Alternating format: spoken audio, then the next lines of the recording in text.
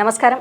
ప్రస్తుతం మనతో పాటు ప్రముఖ ఆధ్యాత్మికవేత్త, ప్రముఖ జ్యోతిష్య వాస్తు పండితులు ఉమామహేశ్వరరావు గారు ఉన్నారు. వారితో మాట్లాడిద్దాం. నమస్కారం గురుగారు. ఆయుష్మాన్ భవ. గురుగారు, ఏప్రిల్ నెలలో మరి కర్కాటక రాశి వారికి ఎలా ఉండబోతుందో తెలియచేయండి.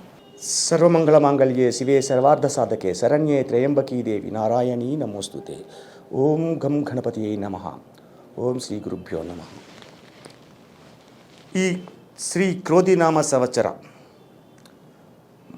తిదివార నక్షత్ర యోగకరణాలని అనుసరించి, అలాగే జాతక కుండలి యందు ఉన్న గ్రహ సంచారముని చూసుకుని చెప్పుకుంటున్న కర్కాటక రాశి వారి గురించి చెప్పుకోవాలి.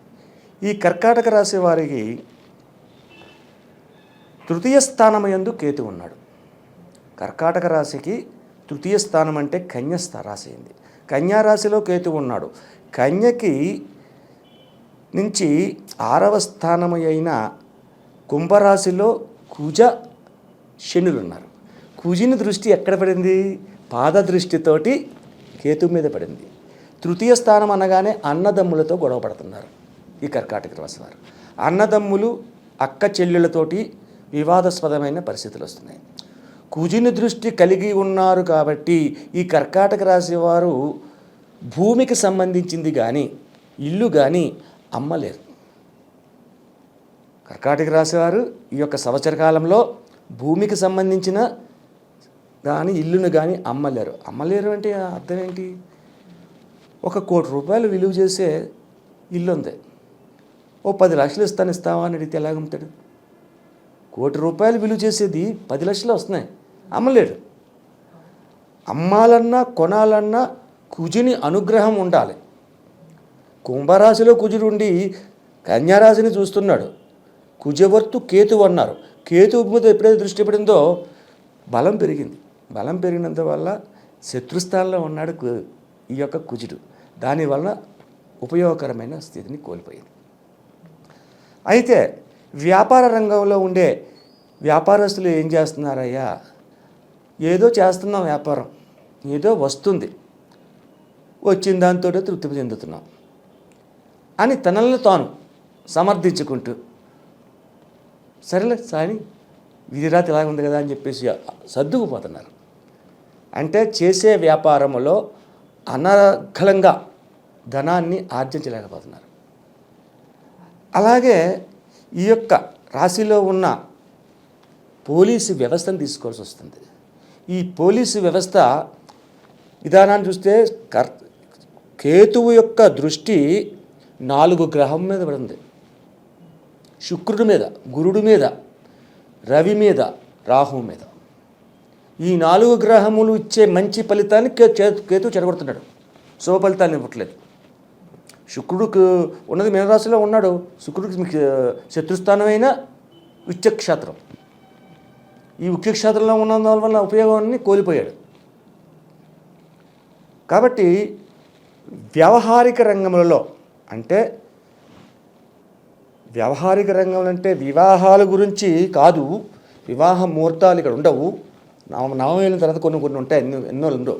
ఆ తర్వాత గురుమూఢమి, శుక్రమూఢమి కూడా వస్తుంది. వివాహాల గురించి జరగవు, వివాహ ముహూర్తాలు ఉండవు. అయితే తదుపరి వివాహాల గురించి మాట్లాడుకోవచ్చు. పెళ్లి సంబంధముల గురించి మాట్లాడండి. మాట్లాడితే అది ఉపయోగపడుతుంది ఈ కర్కాటక రాశి వారికి. అన్ని రకములుగా కూడా దాన్ని ఎదురుకెళ్తుంది. అలాగే ఆరోగ్యపరమైన ఇబ్బందులు ఏమైనా ఉన్నాయంటే పెద్ద విశేషమైన అనారోగ్యం అనేది ఏమి జరగదు. కానీ కొద్దిగా ఏదో తలనొప్పి వచ్చిందంటే అది కూడా అనారోగ్యం ఒక రకంగా చెప్పాల్సి వస్తే ఆ తలనొప్పి బాధలే ఉంటాయి. అంటే ఈ తలనొప్పి ఎందుకు వస్తుంది? వ్యాపారం సరిగ్గా నడుస్తలేదు, దాని గురించి ఆలోచిస్తున్నాడు. ఆలోచన ఎక్కువైతే ఏమవుద్ది? ముందు వచ్చేది తలనొప్పి. పెద్ద తలకాయ నొప్పి అయిపోయిందిరా బాబు నీ వల్ల అని అంటారు వాదన చేసిన వాళ్ళ. అటువంటి పరిస్థితులు కలుగుతూ ఉన్నది. సో ఈ యొక్క ఏప్రిల్ నెల నుంచి ఈ పరిస్థితి ఎంతవరకు ఉంది అని చూస్తే, ఆషాఢ మాసం అంటే జూలై నెల, ఆషాఢ మాసంలో జూలై నెల, ఆ జూలై నెల వరకు కూడా ఇటువంటి స్థితిని పొందుతారు. 3 నెలల కాలం, ఏప్రిల్, మే, జూన్, జూలై 4 నెలలు. కాబట్టి ఆ తర్వాత వచ్చిన నెల నుంచి అంటే శ్రావణ మాసం నుంచి అధికమైనటువంటి లాభాలని ఆశ్రయించడం జరుగుతూ ఉంటుంది. అనుకున్న పనులు సమగ్రం నెరవేరుతాయి. అనుకున్న పని అనుకున్నట్టుగా చేయగలుగుతారు. శ్రావణ మాసం నుంచి కూడా పాల్గొన మాసం దాకా కూడా వీరికి కొద్ది కొద్దిగా ఒక్కో స్టెప్ వేసుకుంటా శిఖరాగ్రానికి చేరుకుంటారు. అటువంటి ఫలితాలు పొందుతున్నారు. అయితే ఈ యొక్క 4 మాసాలు కష్టాన్ని నష్టాన్ని చవి చూడగలరా? చూడలేరు. కష్టం వచ్చింది అంటే అమ్మో నాకే కష్టం వచ్చేసింది అని అనుకుంటారు. నేను పడుతున్నంత కష్టం జనులు పడతలేదు, ఎవరికీ లేదు నాకు వచ్చిన కష్టం అనుకుంటారు. ప్రతి వ్యక్తి అనుకునేది అదే. చిన్న కష్టం వస్తే ఓ పెద్ద సుఖం వచ్చింది, ఏం సుఖంలే అంటాడు. ఇది సుఖం ఎంతోసేపు ఉండదు, వెళ్ళిపోద్ది. కష్టం చిన్నదైనా ఎక్కువసేపుగా కనపడుతుంది.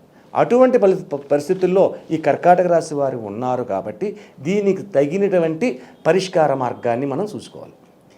ఏం చేస్తే ఈ యొక్క 4 నెలల నుంచి నష్టాన్ని కలగకుండా ఉంటుంది అనే పరిస్థితి.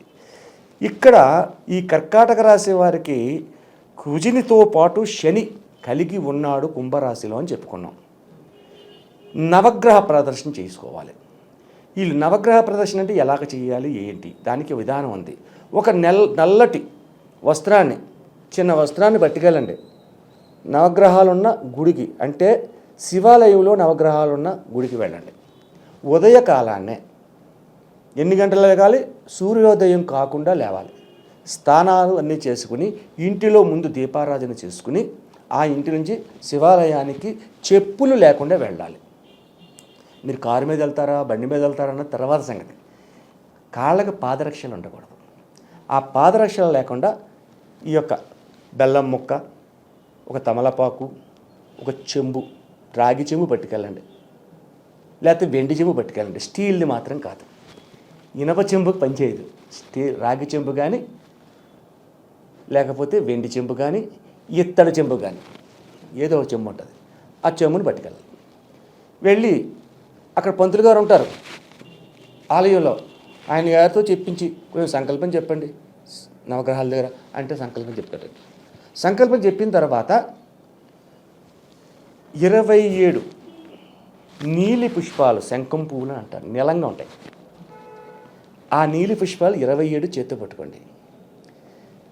నెమ్మదిగా ప్రదర్శన చేయండి. ఆదిత్యాయ సోమాయ మంగళాయ బుధాయ గురు శుక్రాయ శనిబచ్చ రాహవే కేతవే నమః.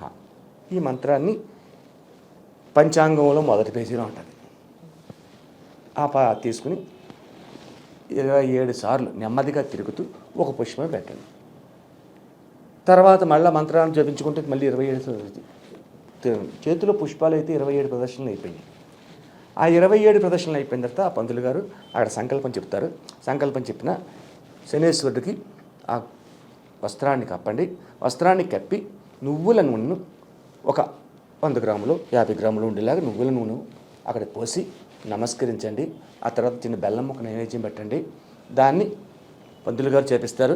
అది చేసేసిన తర్వాత అక్కడి నుంచి ఇల్లు దూరం అయితే గుడిలో ఒక ట్యాప్ని చూసుకుని ఆ ట్యాప్ దగ్గర కాళ్ళు చేతులు ముఖము కడిగి ఇలాగ తడి చేతితోటి ఇలాగ నిమురుకుని తలని, అంటే తలస్నానం చేసినట్టు అలా చేసి చదివి ఆ తర్వాత విభూదిని ధరించండి. విభూదిని ధరించి శివాలయానికి వెళ్ళండి. ఈ లోపులో ఈ కార్యక్రమం చేస్తున్నప్పుడు భార్య లేక భర్తో బిడ్డలో ఉంటారని కథలో, ఈ లోపులో వాళ్ళని శివాలయంలోకి అభిషేక జలాలు తీసుకురమ్మని చెప్పండి. తీసుకెళ్ళిన తర్వాత గుడి చుట్టూ, శివాలయం చుట్టూ 12 సార్లు ఓం నమ శివాయ అంటూ తిరగండి. తిరిగి లోపలికి వెళ్ళి అభిషేకం చేయించండి స్వామివారికి.